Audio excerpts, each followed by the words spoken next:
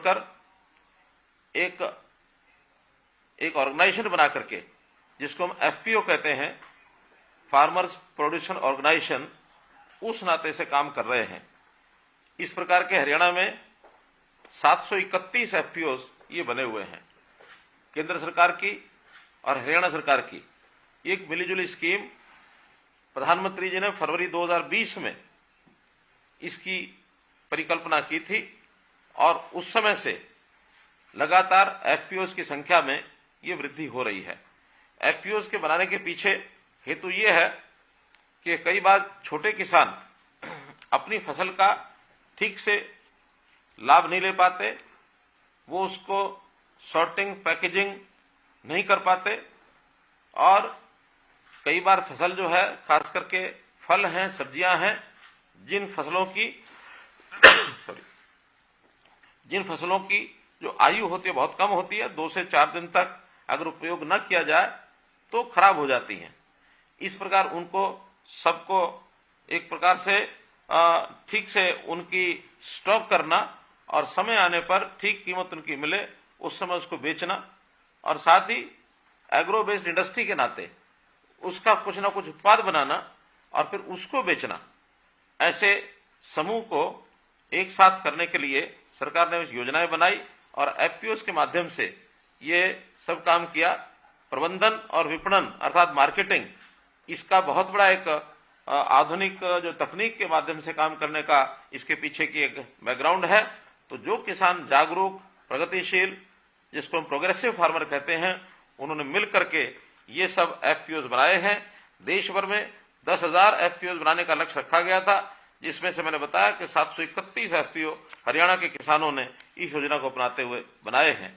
Value addition करके किसान की आय डबल करने में ये बहुत बड़ा एक साधन जो है ये बना है, और इस नाते से संरक्षित भंडारण करते हुए और हम लोग जो सफल किसान हैं उनके साथ आज हम जुड़े हुए हैं। उन्होंने सबने अपने पैक हाउस बनाए और पैक हाउस बनाने के बाद ऐसे किसान मार्केट में जहां कहीं अच्छा भाव मिलता है वहां बेचने के लिए सिस्टम बने हैं। इससे बाजार से सीधे जुड़ गए, जब भी अच्छा भाव मिलता है तब बेच करके आते हैं। और खासकर बीच में जो लोग ऐसे होते हैं जिनको जो हमारे लाभ में से हिस्सा बांटते थे, उनकी बजाय सीधा ही मार्केट में जुड़ने से और लाभ ज्यादा होने लग गया है। जब भी कभी पहले फसल ज्यादा होती थी और तुरंत बेचने वाले किसान मंडी में पहुंचते थे तो भाव भी गिरने का एक जो डर बना रहता था वो भी उसमें था। अब चूंकि अपने साथ वो भंडारण कर सकते हैं तो भंडारण करके और हम लोग उसका अच्छा भाव ले सकते हैं। इसमें जो मैंने बताया एग्रो बेस्ड इंडस्ट्री को उत्पाद जो पैदा करते हैं, जैसे खास करके टमाटर की प्यूरी बनाते हैं, अदरक और लहसुन का पेस्ट बनाते हैं, सूखा प्याज उसको सुखा करके चूरा बना करके भी बेचते हैं। तो ऐसे सब जो पैदावार करके और उसका जो उत्पाद करके जब बाजार में बिकता है तो अच्छे भाव में वो बिकता है। इस प्रकार लघु उद्योग करके और किसान भी उद्योगपतियों की श्रृंखला में ये आने लग गया है। और हमें जैसा कई जिलों के अंदर विशेष प्रकार की फसल जो पैदा होती है, सिरसा में कीनू है, कुरुक्षेत्र में आलू है, करनाल में सब्जियां हैं, जिला सोनीपत में बेबी कॉर्न और मशरूम ये बहुत होता है। तो इस प्रकार का जो उत्पाद है उसको सारे यानी देश में, खास करके हमारी दिल्ली और इसके आसपास की जो मार्केट है उसको भी करने के लिए और एक अवसर जो उनको मिला है।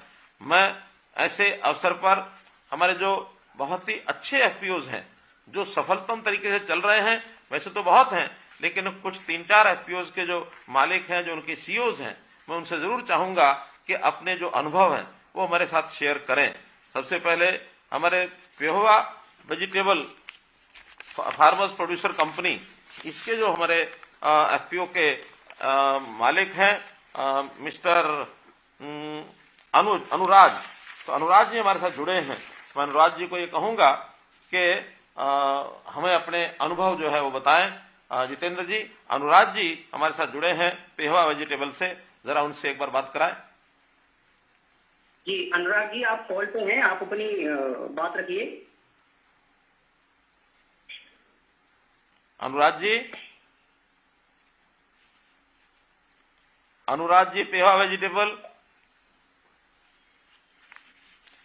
लगता है अनुराग जी जुड़ नहीं पाए हैं।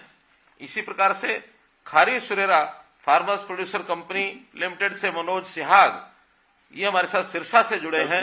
हाँ, तो मनोज सिहाग जी, आप जरा एक बार अपनी बात रखें।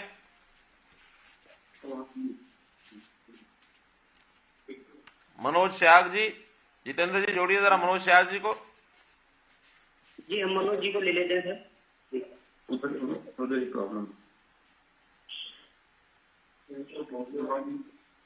हाँ मनोज जी, आप कॉल पे हैं, आप अपनी बात रखिए।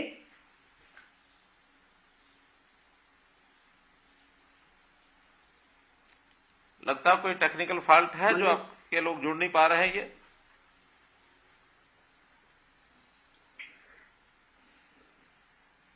मनोज सिहाग जी, मनोज जी सर लाइन पे हैं, एक बार आप अपनी बात रखिए, अपने फोन को अनम्यूट कीजिए।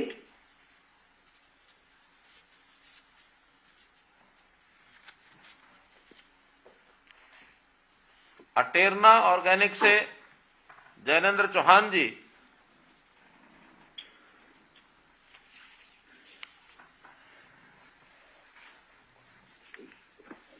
हेलो जैनेन्द्र चौहान जी।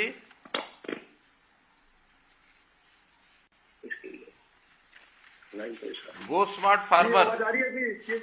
हाँ, कौन बोल रहे हैं? कौन बोल रहे हैं? मैं अटेरना ऑर्गेनिक से बोल रहा हूँ सर। हाँ, टेरना से जैनेन्द्र जी बोलिए। आपका अपने एफपीओ अपना चलाया हुआ है ना? जी हमारा एफपीओ है, अटेरना गांव में स्थित है, सोनीपत जिले में। इसमें हमारे 509 किसान 500, जिसमें 509 किसान हमारे बेबी कॉर्न और स्वीट कॉर्न की खेती करते हैं। हाँ, बहुत बढ़िया।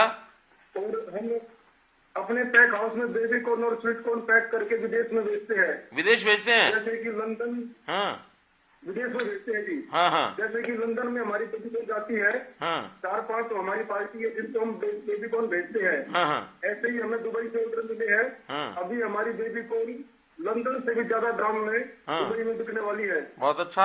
इसी तरह से नॉर्वे में हमारी स्वीट कॉर्न प्रोसेस करके वैक्यूम पाउच में नॉर्वे के हमारे पास काफी ऑर्डर है। हमारे सैंपल वहां पर पास हो चुके हैं और नॉर्वे में हमारे लगभग 300 कंटेनर का ऑर्डर हमें मिला है। अरे वाह। हाँ, पहले हम अपनी baby corn sweet corn Azadpur सब्जी मंडी में बेचते थे, जिसमें हमें 50 से 60 रुपए किलो का रेट मिलता था।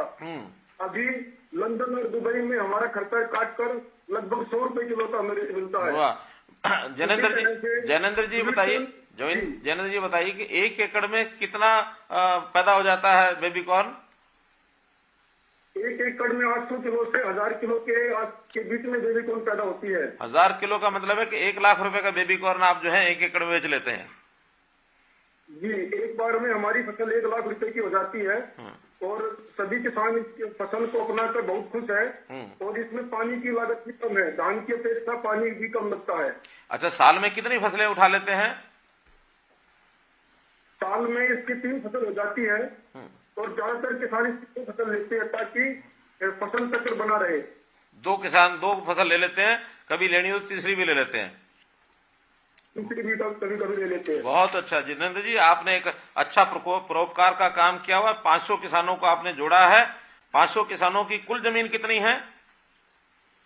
500 किसानों की लगभग 3000 एकड़ के आसपास जमीन है। 3000 एकड़ जमीन में बेबी कॉर्न और स्वीट कॉर्न की खेती होती है। बहुत बढ़िया। इस प्रकार का पुण्य का काम आप कर रहे हैं, आपका बहुत बहुत धन्यवाद। अब अगले कोई भी जो हमारे साथ सरकार की सहायता से ही संभव हो पाया है। बिल्कुल, सरकार की सहायता नहीं होती तो हम इस तरह तरक्की नहीं कर पाते। नहीं, सरकार पूरी सहायता दे रही है और जिस प्रकार की कोई कठिनाई आपकी कभी भी आए उसके लिए सरकार हमेशा तैयार रहेगी। जितेंद्र जी देख लीजिए एक बार। हम भविष्य में भी आपसे आशीर्वाद की कामना करते हैं कि आपका आशीर्वाद किसानों पर बना रहे और हमारे देश के किसान विकसित देशों के किसानों की तरह तरक्की करते रहे। धन्यवाद धन्यवाद।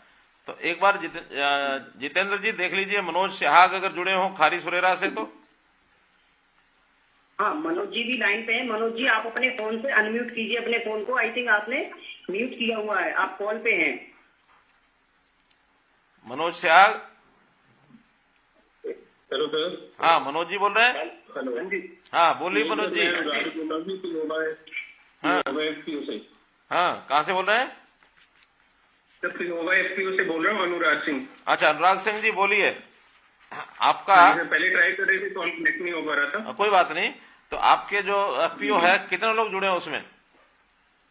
सर हमारे साथ लगभग 300 फार्मर हैं जो जुड़े हुए हैं। तो हमारे यहाँ पे मेजरली जो क्रॉप है पोटैटो आलू की खेती है जो ज्यादातर हम यहाँ पे कर रहे हैं एफपीओ में। ठीक है।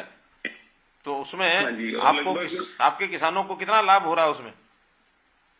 सर हम अलग अलग कंपनियों के साथ कॉन्ट्रैक्ट फार्मिंग में काम कर रहे हैं, जिसमें उनके साथ जो है पहले ही सीजन से पहले ही उनका रेट फिक्स हो जाता है। हाँ। तो वो जैसे इस बार हुआ है आलू का रेट काफी डाउन आ गया है, तो काफी लोगों का नुकसान हुआ है। बट कॉन्ट्रैक्ट फार्मिंग के कारण जो है लोगों को काफी इस चीज का बेनिफिट हुआ है। उनके साथ जो है रेट मतलब कि एक फिक्स रेट में जो उन्होंने काम किया है तो काफी बेनिफिट हुआ है, काफी लाभ मिल गया। कम रेट के कारण से उनके ऊपर प्रभाव नहीं पड़ा। जी जी। तो मार्केट में वो 2-3 रुपए बिका है और कंपनी के साथ हमने 12-13 रुपए में वो चीज काम किया है। बहुत बढ़िया। तो इसका मतलब किसान की बचत हो गई, किसान को उसका नुकसान नहीं हुआ है। जी जी, बहुत अच्छा है। और एक शॉर्ट प्राइस में ड्रॉप की है वो। अच्छा अच्छा, ठीक है, बहुत अच्छा। इसी प्रकार से आप लगे रहें और कभी भी कोई आपको कठिनाई आए तो हरियाणा सरकार का जो हमारा हॉर्टिकल्चर डिपार्टमेंट है वो आपकी मदद करने के लिए हमेशा तैयार रहेगा। जितेंद्र जी और जोड़िए, कौन जुड़े हैं? यानी अनुराग जी जुड़े हों या मनोज सियाग जुड़े हों या अनुराग जी हैं अभी कॉल पे। अनुराग जी मैं अभी बोल चुका हूँ, अभी मैंने बोला। अच्छा, अनुराग थे आप, ठीक है। जी जी। तो मनोज सिहाग बोले। जी मनोज सिहाग हैं। मनोज कुमार जी हैं। हाँ, मनोज कुमार जी हैं अभी। हाँ, मनोज कुमार जी। हेलो। हाँ मनोज कुमार जी, नमस्कार। कहाँ से बोल रहे हैं आप? हाँ, मैं Manoj Kumar Chudikhurd farmer producer. Chudikhurd farmer से। बहुत अच्छा है। तो आप भी बताइए कि किस प्रकार से आपका जो एफपीओ है वो कितने लोग उसमें काम कर रहे हैं? सर हमारे 308 फार्मर है सर जो एफपीओ के साथ जुड़े हुए हैं। हाँ। और हमारा जो मेजर क्रॉप है वो फ्रूट में किन्नू और गुआवा है। हाँ। तो अभी 2-3 साल से थोड़ा सा फ्रूट कम हो रहा है क्योंकि हीट वेव के कारण फ्रूट ड्रॉप हो जाता है। ठीक है। पर हमने ये किया है कि किसानों के जो ग्रुप के अंदर सभी किसानों का माल एक जगह इकट्ठा करके और उनको मतलब दिल्ली और गुरुग्राम की मार्केट में भेजा, जिससे हमको कम फ्रूट होने के कारण ज्यादा बेनिफिट हुआ है इकट्ठा काम करने से। और उनकी जो कॉस्ट है वो कम आई है। अच्छा, जो ट्रांसपोर्ट कॉस्ट है वो कम आई है। एफपीओ ना होता, अगर एफपीओ ना होता तो इन किसानों का तो बहुत नुकसान हो जाता। बिल्कुल जी। अगर एफपीओ ना होता तो किसानों का नुकसान होता और किसान डिमोटिवेट भी होता सर। ठीक बात है, ठीक बात है। क्योंकि फ्रूट कभी कम हो गया और अगर उसका रेट भी अच्छा ना मिले, क्योंकि व्यापारी आने बंद हो जाते हैं जी जब क्रॉप कम होती है तो। ठीक है, ठीक है। तो एफपीओ के कारण उन्हें भी प्रॉफिट हुआ है और एफपीओ को भी किसानों के सपोर्ट से आगे बढ़ने के लिए मौका मिला है। और इसमें हॉर्टिकल्चर डिपार्टमेंट और गवर्नमेंट ने भी बहुत सहायता की है कि किसानों को एक साथ मोटिवेट भी किया जाके हमारे साथ। और मनोज जी किसानों का भी आत्मविश्वास बढ़ा है जी। आपका मनोज जी आगे चल करके किन्नू का या गुआवा का जूस निकालने की कोई आपने योजना नहीं बनाई कि वहां कोई एक इंडस्ट्री लगा के और किन्नू और गुआवा का जूस निकाल करके बेचा जाए? हाँ सर, अभी हमारा प्रोजेक्ट छोटा था तो हम आगे इसको एक्सपेंड करने की कोशिश मतलब मन बना रहे हैं। अभी इसके प्रोसेसिंग लाइन में जाए हम। ठीक बात है, ठीक बात है। उससे और भी लाभ हो जाएगा। स्पेक भी हमारी हेल्प कर रही है जी। स्पेक भी बता रही है अभी हम प्रोसेसिंग कर सकते हैं, जिससे हम इसका पल्प निकाल के दोनों चीज का और स्टोर करके कैनिंग से हम इसको इंटरनेशनल मार्केट में बेच सकते हैं, जिससे किसान की आय काफी 3 से 4 गुना बढ़ जाएगी। बहुत बढ़िया, बहुत अच्छा। तो ये हमारा जो आगे का जो फ्यूचर विजन है यही है सर हमारा। नहीं, अच्छा है, आपने किसानों को बचा लिया, किसानों को नुकसान नहीं होने दिया। आपका बहुत बहुत धन्यवाद है। जितेंद्र जी, इसी प्रकार हमारे साथ खारी सुरेरा से भी मैसेज आया था मनोज सिहाग का, वो भी बात करना चाहते हैं। तो जरा देखिए अगर जुड़ गए हो तो। मनोज सिहाग टाइम पे है। हाँ जी, नमस्कार जी। नमस्कार मुख्यमंत्री महोदय जी, नमस्कार। नमस्कार मनोज जी, सिरसा से बोल रहे हैं, खारी सुरेरा से। जी जी, हाँ जी, हाँ जी साहब। खारी सुरेरा से हमारा एफपीओ बना हुआ है जी, किन्नू का है। हाँ। और जिसमें तकरीबन हमारे 300 फार्मर हैं जो किन्नू और माल्टा के हम ज्यादा खेती करते हैं जी। हमारा बॉर्डर के नजदीक का एरिया है। हाँ। और तो कल हमारे गवर्नमेंट की मदद से जो ड्रिप पे टैंक और बाग हमने लगा रखे थे, उसके बाद हमारे को मार्केटिंग की समस्या आ रही थी। हाँ। तो हमने फिर एफपीओ बनाया, जिसमें हमने विभाग से अच्छी जो मदद लेके और उसमें हमारा जिसमें ग्रेडिंग वैक्सिंग करके, और हम हमारे को मार्केटिंग की समस्या आ रही थी, जो हमारी बाहर से व्यापारी भी आ रहे हैं, और अब हम बाहर हमारा पूरे ऑल ओवर इंडिया हम मार्केटिंग करके और हर मंडियों में हमारा प्रोड्यूस भेज भी रहे हैं। बहुत अच्छा है, बहुत अच्छा। तो किसानों को कितना लाभ हो जाता है कीनू में और माल्टा में? हाँ। जब हमारे अच्छी फसल होती है तो हमारे यहाँ जो बाहर के जो आते हैं व्यापारी हो रहे हैं, तो वो सीधा अगर बगैर ग्रेडिंग वैक्सिंग के बगैर पैकिंग के हमारा माल बाहर नहीं जाता, उस टाइम हमारा बिकने में बड़ी समस्या आती है और रेट नहीं मिलते, बिल्कुल नहीं मिलते तो उनके। और अभी हम ग्रेडिंग वैक्सिंग करके और हर मार्केट में हमारे फार्मर का प्रोड्यूस बेच भी रहे हैं, और यहाँ जो ग्रेडिंग वैक्सिंग से व्यापारियों को यहाँ भी बुलवा रहे हैं और उनके अच्छे रेट अभी मिलते हैं। कितने एकड़ है कीनू माल्टा आपने जो बोया हुआ है? 300 एकड़, 300 किसानों का कितना एकड़ है? हमारे मुख्यमंत्री महोदय जी 1200 एकड़ जो क्लस्टर है उसमें 1200 एकड़ के आसपास हमारा किन्नू माल्टा लगा हुआ है, जिसमें हमारा 800 एकड़ अभी फ्रूटिंग के जो फ्रूट दे रहा है। ठीक है। कितने रुपए पर एकड़ का लाभ हो जाता किसान को? सर हमारा पीछे तो एक आध सीजन हमारा किन्नू में थोड़ा अच्छा नहीं था, क्योंकि मौसम की वजह से हमारा किन्नू खराब हुआ, लेकिन अभी जो बड़े बाग है उनका 1.5 से 2 लाख रुपए हमारा पर एकड़ के हिसाब से जो अच्छी फसल हो तो निकल जाता है, जिसमें 1 लाख से ऊपर पर ईयर 1 साल की हमारी फसल है और फार्मर उसमें कमा लेता है अच्छी फसल। चलिए, बहुत अच्छा है। आपके माध्यम से 300 किसानों का यानी एक प्रकार से भला हो गया और वो अपना लाभ कमा रहे हैं, ये बहुत ही अच्छा कर रहे हैं। एक हमारे साथ जुड़े होंगे। हमारे को पहले दिक्कत थी जो विभाग से हमारे को गवर्नमेंट थे और डिपार्टमेंट से हमारे को सब्सिडी, इसके ट्रांसपोर्टेशन पे भी हमारे को सब्सिडी मिली है, जिससे हम पूरे हिंदुस्तान के अंदर हमारा प्रोड्यूस भेज रहे हैं माननीय मुख्यमंत्री जी। बहुत अच्छा, बहुत अच्छा है, बहुत अच्छा है। जितेंद्र जी, हमारे साथ ग्रो मार्ट से योगेश जी जुड़े होंगे, देखिए। हाँ, योगेश जी लाइन पे हैं। हेलो, नमस्कार। नमस्कार योगेश जी। जी सर, मैं ग्रो मार्ट फार्म प्रोड्यूसर से बोल रहा हूँ, ट्रैक्टर सर में। हमारे यहाँ टोटल जो फार्मर हैं वो 300 फार्मर हैं। 300 फार्मर, ठीक है। हाँ, 300 मेंबर हैं और हम कॉन्ट्रैक्ट फार्मिंग करते हैं। एक कैनेडियन कंपनी है जिसका नाम मैकेन है। मैकेन, हाँ जी। वो बेसिकली कॉन्ट्रैक्ट फार्मिंग करते हैं। पोटैटो का है हमारे पास। तो उसमें क्या रहता है कि हम शॉर्टिंग ग्रेडिंग करके इसको कोल्ड स्टोर में लगाते हैं। जैसे कि आपकी बार आलू का रेट 3-4 रुपए मंडी में रहा है और हमने जो बाय किया है फार्मर से वो 10 रुपए में बाय किया है एवरेज प्राइस में। ठीक है। तो ये आलू का चिप्स वगैरह की कंपनियां वो लेके जाती हैं आपसे? हाँ जी, ये फ्रेंच फ्राइज के लिए जाती हैं, जिसकी फ्रेंच फ्राइज की स्माइलीज ये बनती है ना, इन कंपनियों में जाता है सर ये। बहुत अच्छा है, बहुत अच्छा है।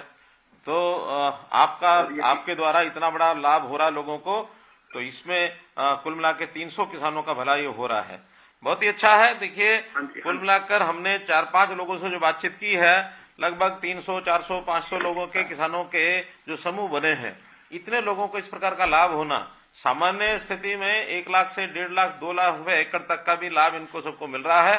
और कभी मान लो छोटी मोटी कोई नुकसान भी होता है तो अपनी योजना से सारा इकट्ठा जब बाजार में बेचते हैं, वो नुकसान इनका पूरा हो जाता है, भाव भी अच्छा मिल जाता है। तो एक अच्छे काम के नाते से ये स्कीम भारत सरकार की, हरियाणा सरकार की मिलकर के चल रही है। इसमें कुछ और योजनाएं भी आगे के लिए हमारे ध्यान में हैं और उन योजनाओं को लागू करने के लिए हमारा हॉर्टिकल्चर डिपार्टमेंट नई नई स्कीमें बना रहा है। मेरे साथ संयोग से हमारे डायरेक्टर हॉर्टिकल्चर अर्जुन सैनी जी जुड़े हुए हैं। अर्जुन सैनी जी, आप भी थोड़ा इनको बताइए कि भी किस प्रकार की स्कीमें और आगे आने वाली हैं, ताकि ये सारे किसान जो आज हमारे साथ जुड़े हैं ये उसका लाभ उठा सकें। कई हजार किसान आज साथ जुड़े हैं, वो स्वयं के जो एफपीओ बने हुए वो तो ठीक ही है, इन एफपीओ का विस्तार करने के नाते, नए एफपीओ बनाने के नाते अगर वो आगे बढ़ते हैं तो उन स्कीमों का लाभ उन सब किसानों को होगा। अभी भले ही हमारे 10 या 12 हजार किसान ही जुड़े हैं, लेकिन मैं चाहूंगा कि हम 5 गुना किसान, 50 हजार किसान इसमें जोड़ करके अपने किसानों को लाभ करा सकें। तो एक बार अर्जुन सैनी जी, आप भी जरा एक बार कुछ नई योजनाओं पर, स्कीम पर बताइए अपने किसान भाइयों को। जी सर, मेरी आवाज आ रही है? हाँ हाँ, आ रही है अर्जुन जी। हाँ जी सर। सर पहले तो मैं ये बताना चाहूंगा कि जैसे एफपीओ का आज जो आपने फोन इन कॉल का कदम उठाया तो वो बहुत सराहनीय है सर। हमारे टोटल जो सर 731 एफपीओ, उसमें लगभग 1 लाख से ज्यादा किसान हमारे सब सदस्य है जो इसके मेंबर बने हुए हैं। अच्छा। सबसे पहले मैं 2 मिनट में ये बताना चाहूंगा कि एफपीओ को, क्योंकि सभी जुड़े हुए हैं तो उनको ये बताना भी उचित रहेगा कि एफपीओ को बनाने के लिए लगभग सरकार के माध्यम से सर 33 लाख रुपए दिए जाते हैं, जो कि 3 वर्षों में दिए जाते हैं। 18 लाख रुपए हम उसका काम के लिए देते हैं अगर एफपीओ कोई बनता है। उनकी चाहे रजिस्ट्रेशन की कॉस्ट हो सर, उनको ट्रेनिंग का खर्चा है, अगर वो ऑफिस भी सेटअप करते हैं उसके लिए भी पैसा हम देते हैं। उनके इवन बिजली का बिल भी होता है और टेलीफोन का खर्चा है वो भी उसके अंदर शामिल है। वो अपने लिए अगर कोई इक्विपमेंट खरीदते हैं, जैसे कंप्यूटर खरीदना चाहते हैं, वो भी इसके अंदर शामिल है। इवन स्टेशनरी का भी पैसा उनको रखा गया है। और अगर वो 2 बंदे एफपीओ को चलाने के लिए रखते हैं, जिसके अंदर एक सीईओ या मैनेजर टाइप का आदमी और एक अकाउंटेंट है, उसके लिए भी उसकी सैलरी का प्रोविजन किया होता है। तो इस तरह सर 18 लाख रुपए हम एफपीओ को 3 वर्ष के अंदर हम देने का प्रावधान है और एफपीओ हमारे इसके लिए बदल ले रहे हैं। तो सभी मेंबर जुड़े हुए हैं, वो हम चाहते हैं जागरूक रहें और एफपीओ से अपने उनको डायरेक्टर से इस बारे में भी बातचीत करते रहे सर। इसके अलावा सर दूसरा छोटा पॉइंट ये भी है कि इक्विटी ग्रांट भी हम देते हैं कि जो भी एफपीओ सर अपना 2000 पे अगर एक अमाउंट रखा हुआ है, मेंबर अगर 300 मेंबर 6 लाख रुपए अगर इकट्ठा कर लेता है, 6 लाख की सरकारी सहायता सरकार की तरफ से डायरेक्ट दिया, 6 लाख उनके होंगे, 6 लाख हमारी तरफ से दिए जा रहे हैं सर। तो ऐसे सर ये टोटल अमाउंट हम 15 लाख तक का इक्विटी ग्रांट दे सकते हैं। तो इस अमाउंट के अलावा सर एफपीओ को अलग अलग तरह की सुविधाएं हैं, जिसके अंदर अगर वो अपने क्लस्टर के अंदर कोई पैक हाउस लगाना चाहते हैं, जैसे अभी सर आपने 5 एफपीओ के साथ चर्चा किया, तो हर एक क्लस्टर के अंदर उन्होंने अपने पैक हाउस लगाया है। तो पैक हाउस के अंदर अगर कोई वो ग्रेडिंग पैकिंग मशीन है, अगर पैकेजिंग करना चाहते हैं, वॉशिंग करना चाहते हैं, कोल्ड स्टोर करना चाहते हैं, उसके साथ ट्रांसपोर्ट करना चाहते हैं और ट्रांसपोर्ट के ऊपर सब्सिडी, तो ये सभी प्रावधान है। तो ये स्कीम हरियाणा भर में ऐसे इंटीग्रेटेड पूरे भारतवर्ष में हरियाणा भर में सर चल रही है। सर आपको विदित होगा, पिछले केंद्रीय मंत्री जी ने 33 पैक हाउस का एक साथ उद्घाटन किया था, जो कि भारतवर्ष में पहला अपने आप में एक ऐसा उपक्रम था और बड़ा सराहनीय कदम रहा है।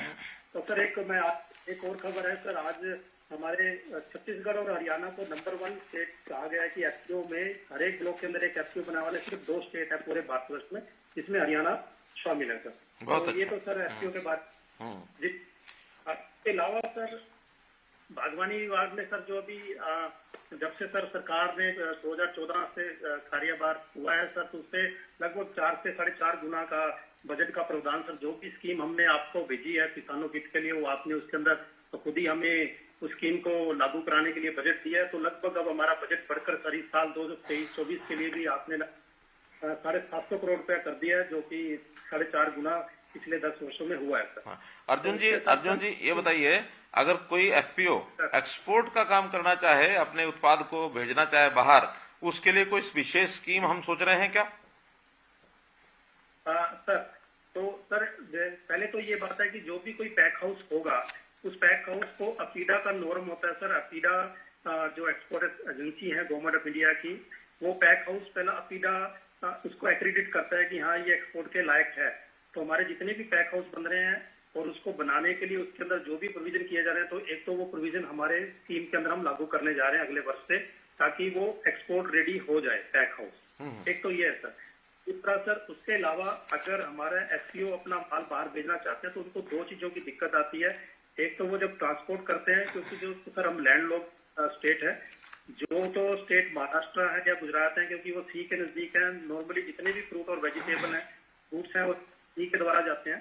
तो हमारा ये जो ट्रांसपोर्ट लगता है हमारे लिए एक्स्ट्रा पड़ता है, तो हम कम्पीट नहीं करते। उसके ऊपर सर सब्सिडी का प्रोविजन हम कर रहे हैं सर, ताकि जो भी ट्रांसपोर्ट यहाँ से बॉम्बे जाएगा या गुजरात के पोर्ट पे जाएगा, तो उनको सब्सिडी का प्रोविजन रहे। यहाँ से स्टेट से बाहर भी भेजना है तब भी रहेगा। उसके साथ साथ सर अगर कोई पैकिंग का भी करना चाहे, तो उसके ऊपर भी हमने 50% सब्सिडी का है। जितना भी मटेरियल उनका बॉक्सेज के अंदर, क्रेट्स के अंदर जाएगा, तो उसके अंदर भी प्रोविजन का हमने प्रोविजन किया हुआ है सर। बहुत बढ़िया, बहुत अच्छा। हमारे सैनी साहब ने जो हॉर्टिकल्चर के हमारे डायरेक्टर हैं, उन्होंने एफपीओज में और आगे क्या किया जाना चाहिए और क्या भी स्कीमें चल रही हैं, वो सब अपने को बताई है। मेरा भी सभी किसान भाइयों से ये निवेदन है कि हम इस प्रकार के एफपीओज जहां भी कम बने हैं, कोई कोई बना है, क्योंकि गांव हमारे बहुत हैं, एरिया भी हमारा बहुत है, कुछ ही जिलों में एफपीओ बने हैं। 731 एफपीओ, भले उसमें जैसा बताया रजिस्टर्ड 1 लाख किसान हैं, छोटे छोटे किसान भी हैं, लेकिन किसानों की संख्या तो बहुत है। 7-7.5 लाख किसान सीधा प्रोड्यूस अपना करता है। तो ये सब किसी न किसी प्रकार से एफपीओ के साथ जुड़े, और जो हमारे प्रोग्रेसिव किसान हैं वो अपने जैसे प्रोग्रेसिव किसान और तैयार करें, और जो तैयार करेंगे तो इसके लिए भी हमने चिट्ठी जारी कर दी है। इसमें जो प्रोग्रेसिव फार्मर्स हैं, नए प्रोग्रेसिव फार्मर्स बनाने के लिए उनको भी इंसेंटिव दिया जाएगा। तो हम खेती के काम में किसान को किस प्रकार से लाभ पहुंचा सकें, इसकी हमारी योजना है। हमने जो ये हमारे एफपीओ हैं, एक प्रकार का देखा जाए तो ये सहकारी क्षेत्र का एक नया स्वरूप है। तो इस सहकारी क्षेत्र में इस प्रकार के काम हम करते चले जाएंगे तो बहुत बड़ा विस्तार होगा। हम देखते हैं गुजरात की एक कंपनी अमूल डेयरी आनंद गांव से एक छोटे से स्वरूप में वो खड़ी हुई थी, और इतने छोटे स्वरूप के बाद उन्होंने अपना जो विस्तार करते करते बढ़ाते हुए एक बहुत बड़ा विशाल उद्योग पूरे दुनिया भर में वो काम कर रहा है। कई उनके उत्पाद हो गए हैं। तो ऐसे ही करके हम भी अपने जैसे वीटा का अपना दूध है उसका भी विस्तार कर रहे हैं। हमने फॉरेन कोऑपरेटिव हाउस भी बनाया है ताकि विदेश में एक्सपोर्ट कर सकें, उसमें भी कोऑपरेटिव विभाग हमारा काम कर रहा है। हमारा एक्सपोर्ट कैसे आगे बढ़े इसके लिए हम लगातार काम कर रहे हैं। मेरे 1-2 निवेदन और किसान भाइयों से हैं। पहला निवेदन कि हम अपने यहाँ प्राकृतिक खेती इसको प्रमोट करें, ताकि रासायनिक खाद में भी उत्पाद में उसका असर होता है, उसका जो शरीर को हानि होती है, अगर हम उसको प्राकृतिक खाद के नाते से उसमें उपयोग करेंगे, शरीर का जो नुकसान होने वाला जो हिस्सा है वो दूर हो जाएगा, हमारा शरीर स्वस्थ रहेगा। तो इस ओर आगे बढ़ना चाहिए। ऐसे ही दूसरा हिस्सा है कि हमारे पानी की बहुत कमी है।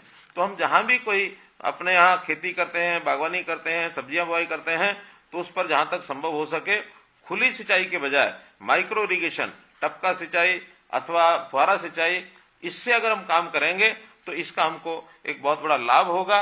मैंने आज आप सब लोगों से इतना जो विस्तार से बातचीत की है, मुझे बड़ा आनंद आया है कि इसका बहुत बड़ा लाभ जो है ये हम उठा रहे हैं। और इस ये नया मेंटेनेंस हेड इंडीड से हायर किया था।